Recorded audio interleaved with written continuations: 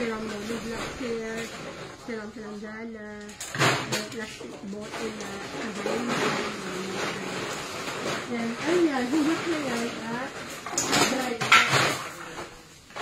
Pero, sinisitigan natin ang konsumo natin sa kuryente, kaya manual washing at sun drying yung ginagawa natin. Ngayon, kapag meron na tayo malinis na at nakunin na plastic, either soft or hard, dito naman, makulawin natin.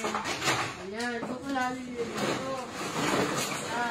Dahil mula kami sa tao, hindi sanay sa light out operation.